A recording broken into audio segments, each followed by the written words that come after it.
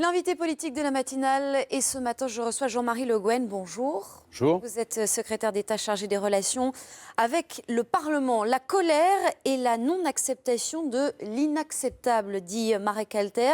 Hier, c'est ce que semblent avoir voulu exprimer certains Niçois. C'était au moment de l'hommage aux victimes de l'attentat de Nice. Au moment du passage aussi du cortège officiel avec Manuel Valls. On va regarder ces images, on va les écouter surtout et on en parle ensuite.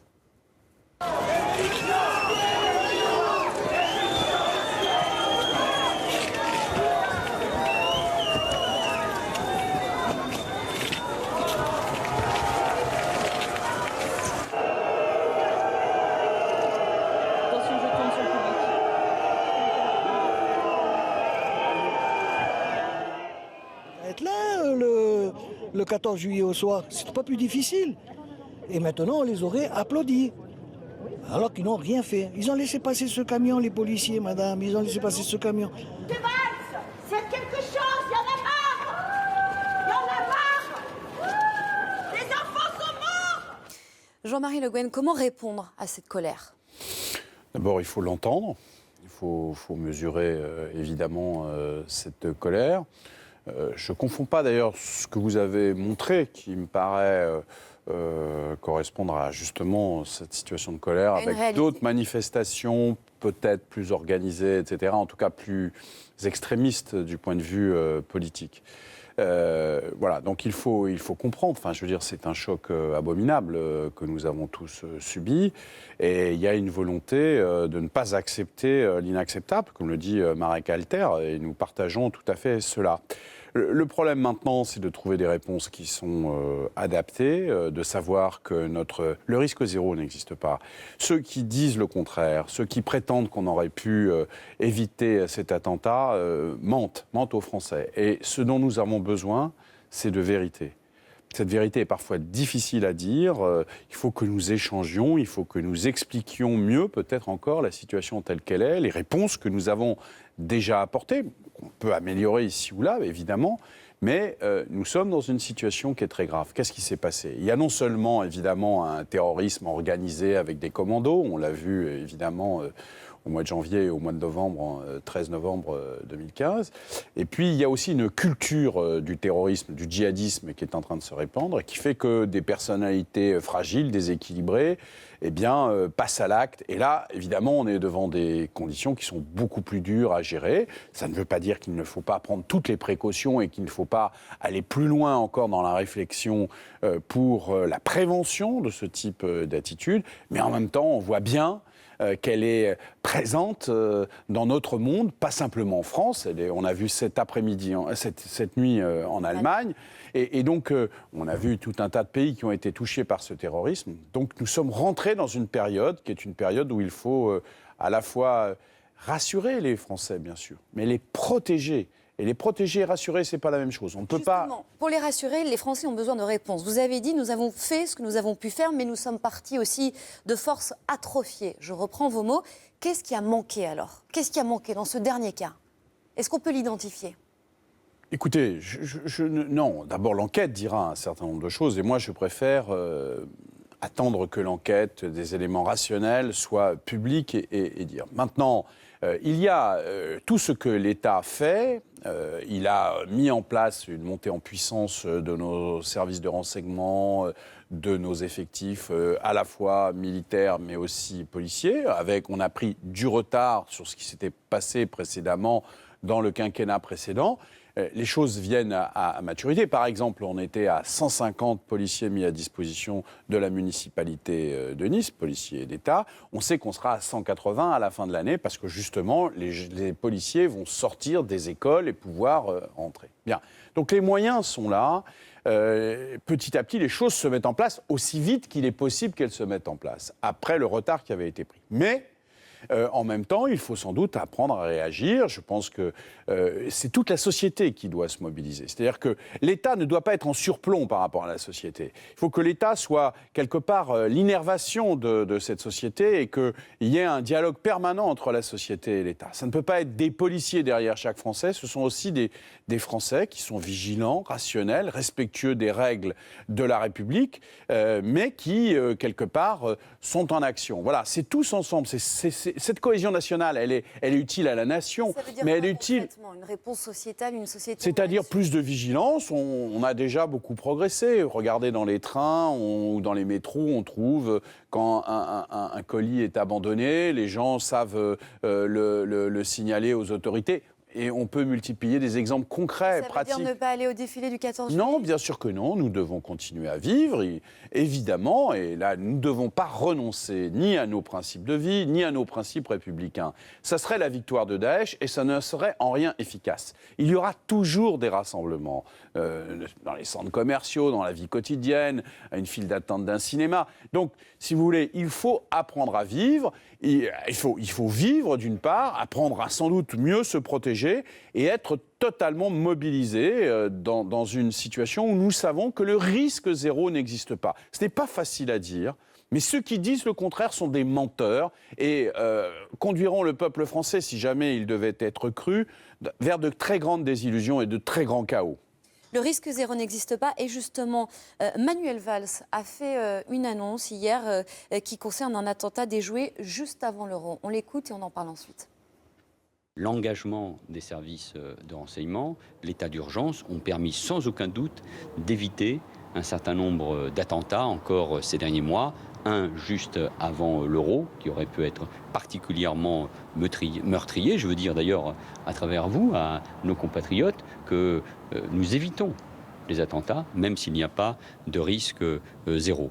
Quel est l'intérêt, Jean-Marie Le Guen, de parler d'un attentat qui n'a pas eu lieu, qui a été déjoué, qui aurait pu être particulièrement meurtrier, pour reprendre les mots du Premier ministre? C'est une manière de répondre aux critiques adressées au Premier ministre ces derniers jours? C'est un contre-feu? Non, c'est une façon d'expliquer aux Français que les services de police, malgré les critiques démagogiques d'un certain nombre de personnes, font leur travail. Il y a eu plus de 16 attentats ces 3 dernières années qui ont été déjoués. Voilà, tous les jours, des attentats sont déjoués. Ça ne veut pas dire que rien ne passe. Malheureusement, nous sommes confrontés sous des formes parfois nouvelles, très difficiles à discriminer, à prévenir. Mais nous sommes devant des situations. Mais tous les jours, les forces de police font leur travail. Et de ce point de vue, il est très important qu'il y ait une solidarité nationale. Cette fameuse cohésion, c'est celle aussi avec les services de police. Je parle de la police parce qu'il s'agit de prévenir, mais on peut aussi parler de ce qui se passait avec les services de secours, les services de soins, qui ont été absolument admirables. Nous avons un pays, de ce point de vue, avec des services publics qui sont admirables. Et quand j'entends les remises en cause sans cesse qui sont faites par rapport à ces services publics, je dis attention, regardons bien ce que nous avons. Ce n'est pas suffisant, mais ce sont des diamants. Il ne faudrait pas les briser ou les dilapider. La prolongation de l'état d'urgence sera discutée ce soir à l'Assemblée nationale après sa présentation en Conseil des ministres. La droite a posé 10 conditions à l'acceptation de cette prolongation de l'état d'urgence. Je vais en citer 3. L'expulsion de tout étranger ayant des connexions avec des groupes terroristes, l'enfermement des personnes sur les fichiers S, celles qui sont considérées comme les plus dangereuses, enfermement dans des centres de rétention et la prolongation de l'état d'urgence, non pas pour 3 mois, mais 6 mois, voire jusqu'à 2017. Est-ce que l'une de ces 3 propositions vous semble acceptable ? Oui, je pense que par exemple, j'ai entendu hier le rapporteur à l'Assemblée nationale qui disait que l'idée de la prolongation de la 3 mois était quelque chose qui pouvait exister. Mais il y a aussi des propositions qui sont justement au-delà de la ligne rouge, c'est-à-dire ce qui est la fin de l'état de droit. L'état de droit, depuis 300 ans dans ce pays, c'est le fait qu'on ne peut pas enfermer des gens sur une suspicion ou sur la suspicion d'une suspicion. C'est-à-dire, il suffirait que vous soyez en relation, sans même le savoir, avec quelqu'un qui serait surveillé pour être vous-même dans un fichier de surveillance. Et à partir de là, on vous dirait, vous êtes dans ce fichier de surveillance et donc vous êtes retenu, interné.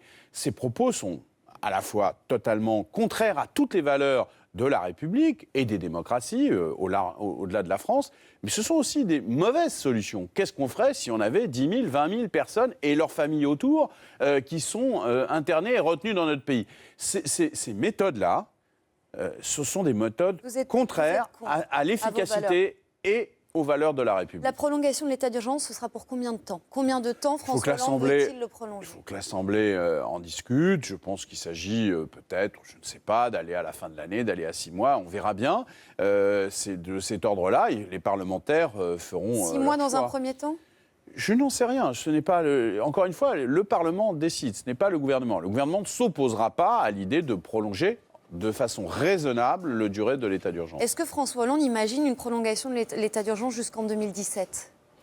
Écoutez, l'état d'urgence... Est-ce que c'est une piste qui est évoquée? Non, la question... Nous agissons en fonction de la menace. Voilà. Et donc, c'est en fonction de la menace qu'est décidé le calendrier de l'état d'urgence. Il n'y a pas d'autres considérations. La menace est permanente, même le Premier ministre Mais la menace est effectivement permanente. Il y a des moments où on peut penser que la manière dont la société française est très sollicitée, on pense à l'euro évidemment, justifie des mesures supplémentaires. Et puis il y a des moments où... peut-être cette menace peut un petit peu, tout en restant présente, être détendue. Ce n'est pas le cas aujourd'hui, mais donc nous ne savons pas non plus de quoi demain. Vous savez que nous allons frapper au cœur Daesh à la fin de l'été. À l'évidence, il y aura des actions très puissantes. Le président de la République l'a déjà souligné, l'a indiqué. Et donc, nous verrons aussi les conséquences de la manière dont nous allons frapper, la rapidité avec laquelle nous allons pouvoir éradiquer Daesh dans ses bases, dans ses sanctuaires, là où se préparent aussi les attentats. De nouvelles frappes ont eu lieu d'ailleurs la nuit dernière, c'est ce qu'a annoncé Jean-Yves Le Drian ce matin, des frappes qui ont été menées en Irak. Cette prolongation de l'état d'urgence sera-t-elle dotée des perquisitions administratives et notamment de la saisie des données informatiques? Oui, selon certaines conditions. Enfin, la consultation des données informatiques, pour être précis, sera possible dans le cadre de la perquisition et la saisie, c'est-à-dire la copie, sera possible avec l'appui du juge, évidemment. Parce que cette saisie, en l'occurrence, cette copie, avait été censurée par le Conseil constitutionnel. Oui. Comment est-elle possible aujourd'hui ? Par une assise juridique plus forte et la distinction entre saisie et copie. C'est la copie qui peut être mise sous le contrôle d'un juge judiciaire. Le Conseil constitutionnel défend des valeurs qui sont les nôtres, qui font que vous et moi et tous nos compatriotes sont en liberté. Et donc, il rappelle ce qui est la règle fondamentale. Et en même temps, nous devons travailler à trouver des solutions juridiques et techniques et policières qui nous permettent d'avoir le meilleur système de défense. Donc c'est un nouveau procédé juridique pour bien comprendre à ceux qui... Oui, absolument. En tout cas, c'est assis du point de vue juridique. Il n'y aura pas de contestation sur ce point. Le Conseil d'État a été, puisque vous m'interpellez sur ces questions techniques, le Conseil d'État a été saisi... Oui, je n'en disconviens pas. Le Conseil d'État a été saisi et a validé le projet de loi gouvernemental en disant qu'il n'y avait pas de risque constitutionnel, en distinguant encore une fois la consultation de la copie. On va entendre votre réaction à présent sur une actualité qui a aussi marqué ces dernières heures. On prend la direction des États-Unis où la Convention des Républicains a commencé à Cleveland. Cette convention qui doit désigner officiellement, ce sera jeudi a priori, Donald Trump comme le candidat du parti donc, des Républicains. Il a pris la parole, il s'est exprimé, sa femme s'est aussi exprimée. On va l'écouter. Mon mari est prêt à diriger notre grande nation. Il est prêt à se battre tous les jours pour donner à nos enfants l'avenir qu'ils méritent. Mon mari offre une nouvelle direction qui prône le changement, la prospérité et une meilleure relation entre les peuples et les nations. Donald veut représenter tous les gens, pas seulement certains.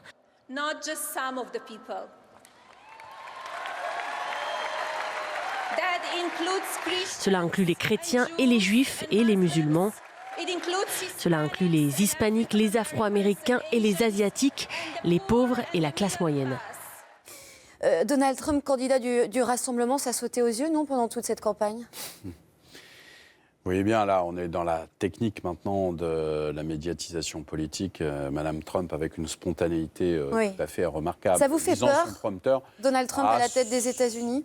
je crois que chacun comprend l'inquiétude que le monde entier doit avoir des États-Unis à la fois refermée sur elle-même, agressive, une politique très dure à l'égard de nombreuses personnes du peuple américain. Et donc, véritablement, il faut que les Français lisent le programme de M. Trump, bien sûr, mais aussi de la personne qu'il a pris comme vice-président. Enfin, je veux dire, sur l'avortement, c'est l'interdiction de l'avortement, y compris pour les personnes qui ont été violées, etc. Sur toutes les questions de société, c'est d'une problématique totalement réactionnaire. D'un point de vue de la justice sociale, c'est une régression extraordinaire, notamment sur la santé. Il y a une montée d'une droite extrême dans le monde entier. François Hollande parle d'ailleurs États-Unis. d'une trumpisation des esprits en ce moment en France. Vous êtes d'accord avec ça? Elle a lieu dans le monde, oui. Elle a lieu dans le monde. Le paradoxe étant que les abus considérables du libéralisme, cette fameuse crise de 2008 qui a vu la finance bouleverser les économies mondiales tellement le château de cartes s'est effondré, brisant tout sur son passage, amène en réaction justement une pensée encore plus à droite. Ça nous conduit vers encore plus de malheur. Et donc, il faut réfléchir avant de penser, d'agir et de voter, puisqu'on aura, nous aussi, à voter l'année prochaine. Un mot pour terminer sur ce qui se passe aussi en Turquie, c'est important, où le pouvoir intensifie les purges. Un total de 7500 militaires et magistrats qui ont été placés en garde à vue, 9000 policiers, les chiffres sont hallucinants. Est-ce que ce coup d'État manqué en Turquie est un chèque en blanc, pour reprendre l'expression de Jean-Marc Ayrault, à Erdogan? Évidemment, il ne faut pas que ça devienne, qu'il puisse installer finalement une sorte de dictature, avec là aussi l'arrestation sans jugement d'un certain nombre de milliers de personnes. On voit où tout ça nous conduit à des affrontements internes, à des pays qui sont, non pas des pays forts, mais des pays fragiles. Il y a un pouvoir fort sur un pays qui devient de plus en plus fragile, à la fois dans tous ces combats internes. On voit que c'est un pays fragmenté, avec la force apparente, la violence en quelque sorte du pouvoir n'est pas une garantie de stabilité. Réfléchissons à tout ça, quelque part ça nous concerne aussi.